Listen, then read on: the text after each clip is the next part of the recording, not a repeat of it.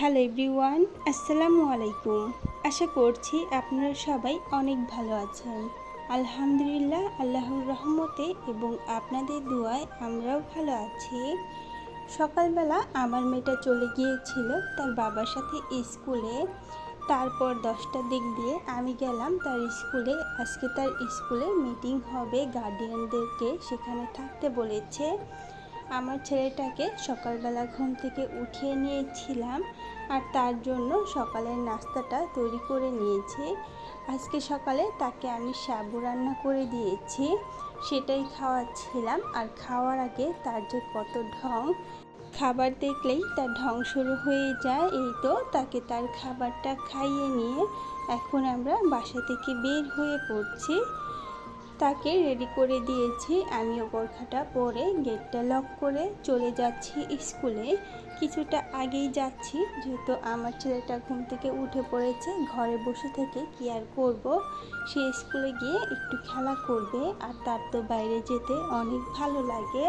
স্কুলে আসার পর দেখতে পারলাম বাচ্চাদের ক্লাসরুমে ক্লাস হচ্ছিল আর গার্ডিয়ানরাও এখন পর্যন্ত আসে নাই।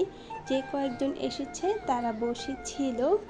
গার্ডিয়ানদের বসার জন্য যে রুম রয়েছে সেখানে বসার কোনো জায়গা ছিল না, তাই আমি এখানে চলে এসেছি গাছের নিচে। এখানেই বসেছিলাম আর আমার ছেলেটা খেলা করছিল। এই টি শার্টটা তার অনেক পছন্দ, সে কোথাও বের হলেই বলে বাঘ পরিয়ে দিতে।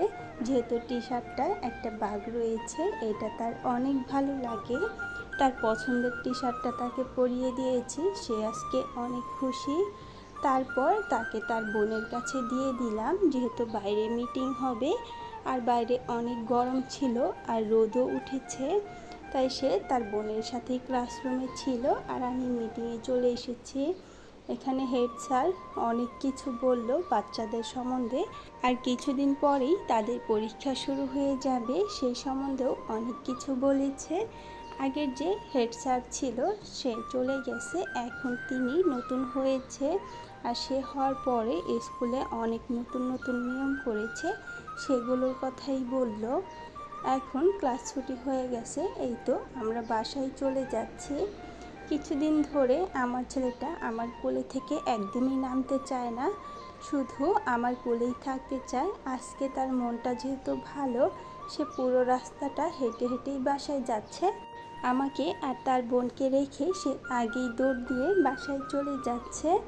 আমাদের বাসায় যাওয়ার রাস্তাগুলো যেহেতু তেমন একটা ভালো না, তার একা একা যেতে অসুবিধা হয়, পড়ে গেলে ব্যথা পাবে।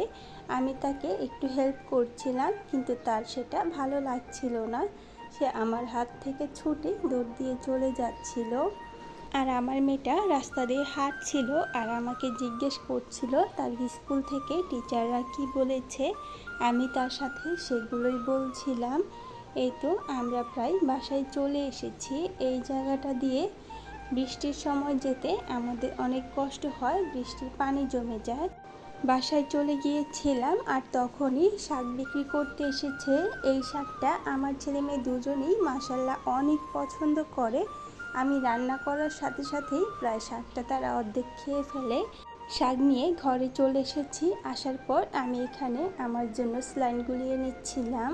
আমার শরীরটা আজকে একটু অসুস্থ, তাই স্কুল থেকে আসার সময় নিয়ে এসেছিলাম, সেটাই গুলিয়ে খেয়ে নেব। আর আমার ছেলেটা বসে বিস্কিট খাচ্ছিল, তাদেরকে আমি টিভি ছেড়ে দিয়েছি। এখন আমি রান্নাঘরে এসে শর্টকাটে খিচুড়ি রান্না করে নিয়েছি আর একটা ডিম ভেজে নিয়েছি। আর রাতের বেঁচে যাওয়া আলুর ভর্তা ছিল, সেটা দিয়ে আমি সকালের নাস্তাটা খেয়ে নিলাম আর আমার মেয়েটাকেও খেতে দিয়েছি। তারা দুই ভাই বোন ঘরে বসে খাচ্ছিল আর আমি রান্নাঘরে এসে দুপুরের জন্য রান্নাটা করে নিচ্ছিলাম। শাক রান্না করে নিয়েছি আর এখানে মাছ ভুনা করে নেব। আজকে স্কুল থেকে বাসায় আসতে অনেক লেট হয়ে গেছে আর বাসায় এসে যেহেতু সকালের জন্য আবার খিচুড়ি রান্না করেছি, তাতেও অনেকটা সময় কেটে গেছে। এখন আমি দুপুরের রান্নাটা অনেকটা তাড়াতাড়ি করে নিচ্ছিলাম, যেহেতু আমাকে আমার হাজব্যান্ডের জন্য খাবার পাঠাতে হবে। লেট হয়ে গেলে খাবারটা আমি দিতে পারবো না, তাই মাছটা ভেজে নেওয়া শেষ করে এখানে তেলের মাঝে আমি বেশ অনেকগুলো পেঁয়াজ কুচি দিয়ে দিলাম। এখন পেঁয়াজটাকেও আমি ভালোভাবে ভেজে নিচ্ছিলাম।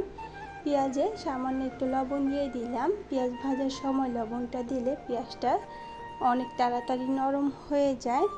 পেঁয়াজটা আমার ভেজে নেওয়া শেষ। এখানে আমি দিয়ে দেব আদা রসুন বাটা আর দিয়ে দেব হলুদ মরিচের গুঁড়ো।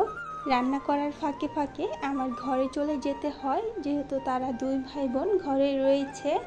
তারা অনেক বিরক্ত করে, টিভি ছেড়ে দিয়েছি, সে এটা দেখবে, সে ওইটা দেখবে, এরকম করতেই থাকে। দুজন মিলে একটা জিনিস দেখে না। আমার ছেলেটা সব সময় আমার মেয়েটাকে অনেক বিরক্ত করে, তাকে কোনো জিনিসই শান্তিতে করতে দেয় না। সে যদি একটা খাতা নিয়ে বসে ড্রয়িং করার জন্য, সেটাও তাকে করতে দেবে না। আর আমার মেয়েটাকে যদি টিভি অন করে দেই টিভি দেখার জন্য, সেটাও তাকে দেখতে দেবে না। তখনই তারও টিভি দেখতে ইচ্ছে করে। যাই হোক, আমার রান্নাটা কিন্তু আমি করে নিচ্ছি। এই তো মশলাটা কষানো শেষ হয়ে যাচ্ছে। সামান্য একটু পানি দিয়ে দিচ্ছি। আর এখন এখানে দিয়ে দেব টমেটো কুচি আর কয়েকটা কাঁচামরিচের ফালি। আমি মাছ ভুনা করলে সাথে একটু ডাল রান্না করি। আজকে যেহেতু হাতে সময় খুবই কম, তাই আর ডাল রান্না করলাম না। এখানে মশলাটা কষানো শেষ করে পানি দিয়ে দিয়েছি। পানিটা গরম হয়ে যাওয়ার পর ভেজে রাখা মাছগুলো দিয়ে তারপর তরকারিটা রান্না করে নিয়েছিলাম। আজকের ভিডিওটা ছিল এই পর্যন্তই। ভিডিওটি ভালো লেগে থাকলে একটি লাইক দিয়ে দেবেন। সবাই ভালো থাকবেন। আল্লাহ হাফেজ।